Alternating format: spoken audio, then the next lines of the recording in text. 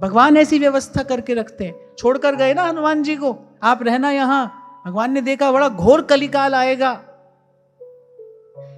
कर्म धर्म विवेक कुछ भी नहीं रहेगा, घोर कलिकाल उपस्थित होगा।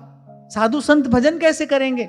साधु संत कैसे भजन करेंगे? उनके पवित्र अनुष्ठानों की सिद्धि कैसे होगी? तो भगवान ने कहा आप रहना यहां, साधु संत के तुम रखवारे, असुर निकंदन राम दुलारे, आप रहना यहां। तो ऐसे संत भक्तों की कृपा से ही भजन का भाव मन में आता भी है, और संतों भक्तों की कृपा से ही भजन के भाव का पोषण भी होता है, उसकी वृद्धि भी होती है, और संतों भक्तों की कृपा से उसकी सिद्धि भी होती है। भजन की वृद्धि और भजन की सिद्धि ये दोनों संत की ही कृपा से तो होती है। इसी घटना में आप दर्शन करो, महाराज परीक्षित तो लगे थे अपने कर्तव्य पालन में, राजकाज संभाल रहे हैं। यद्यपि बात आपको सुनकर थोड़ी अटपटी लगेगी, पर मैं आपसे कह रहा हूं कि ये हमारा कर्तव्य है, ये हमारा कर्तव्य है, इसके प्रति हमारा कर्तव्य है, उसके प्रति हमारा कर्तव्य है, ये जो सब बातें हैं ना, ये जो सब बातें हैं, यही भगवान की माया है। कर्तव्य तो भाई एक ही है जिसमें संत लगाता है। शास्त्र पुराण आपको अनेक अनेक क्रियाकलापों में लगाएंगे, किसी के लिए वो भी आवश्यक है, किसी किसी के लिए वो भी आवश्यक है, पर जब सार की बात आएगी, जब सत्य सिद्धांत का चिंतन कोई करेगा, तो फिर यही बात हाथ आती है, भाई जीव का कर्तव्य तो एक है ना, वो है भगवान के चरणों की प्राप्ति, इसमें संत लगाता है।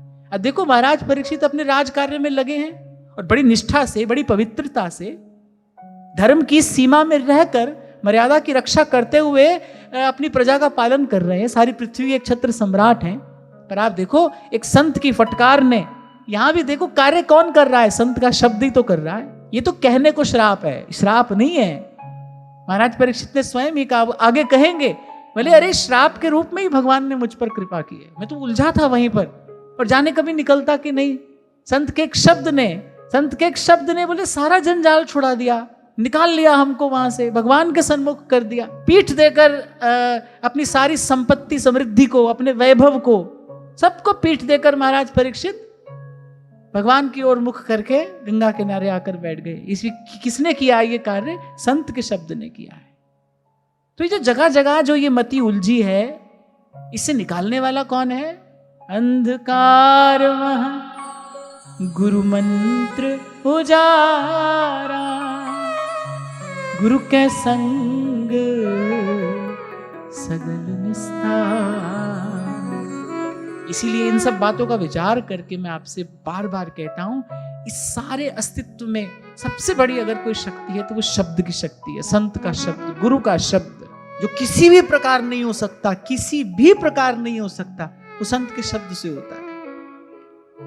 तभी सहज में ही संतों ने कहा है, साधु बोले सहज सुभाए, और साधु का कहा वृथा नहीं जाए, वो मिथ्या नहीं हो सकता। उत्पत्ति और विनाश, सृजन और प्रलय दोनों संत के शब्द में रहते हैं, दोनों ही संत के शब्द में रहते हैं। इसीलिए कहा गुरु ही ब्रह्मा है, गुरु ही विष्णु है, गुरु ही शिव है।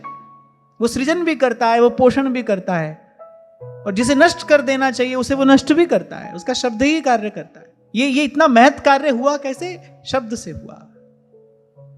आप और मैं यहां नित्य आकर बैठते हैं, क्या प्रसाद पाने के लिए? शब्द का ही तो प्रसाद है। ये कान से भगवान की कथा हृदय तक जा रही है, ये सब शब्द की ही तो महिमा है, और अपने अनेक अनेक साधनों से नहीं होता। पिछले सत्र में भी मैंने आपको संकेत किया था, आप पढ़ो, मैं तो कहता हूं आपको, बार बार प्रेरित करता हूं, आप स्वाध्याय किया करो, पर लेकिन उससे भी पहले श्रवण आवश्यक है।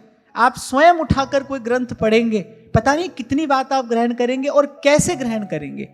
अर्थ का जो वास्तविक अर्थ है वो आपके हाथ आएगा या नहीं आएगा। कभी कभी बुद्धि अर्थ का अनर्थ कर देती है, लेकिन वही बात जब किसी संत के मुख से श्रवण की जाती है तो वो कान से होती हुई सीधे हृदय तक पहुंचती है और भीतर प्रकाश कर देती है।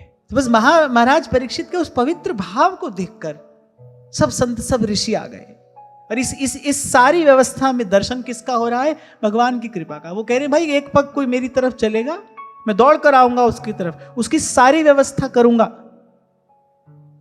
जिमि बालक राखे महतारी, करऊं सदा तिन्हकी रखवा।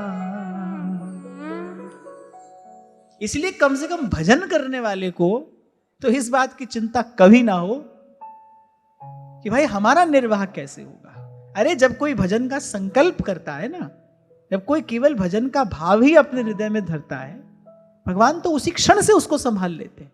यही है बस एक पग चलना। इसी को प्रभु ने कहा, जो चली है तू एक पग। अरे ऐसे केवल आपका मन रखने के लिए मैं इससे बात नहीं कह रहा हूं, ऐसा ही है, ऐसा ही है, ये सत्य सिद्धांत है। भगवान ने कहा योगक्षेमम वहाम्यहम्, जो अनन्य भाव से मेरा चिंतन करेगा, भगवान कह रहे भाई हम उसका पक्षपात करते हैं, जो अप्राप्त है उसकी प्राप्ति कराते हैं, जो प्राप्त है उसका रक्षण करता हूं मैं, ऐसा भगवान का वचन है।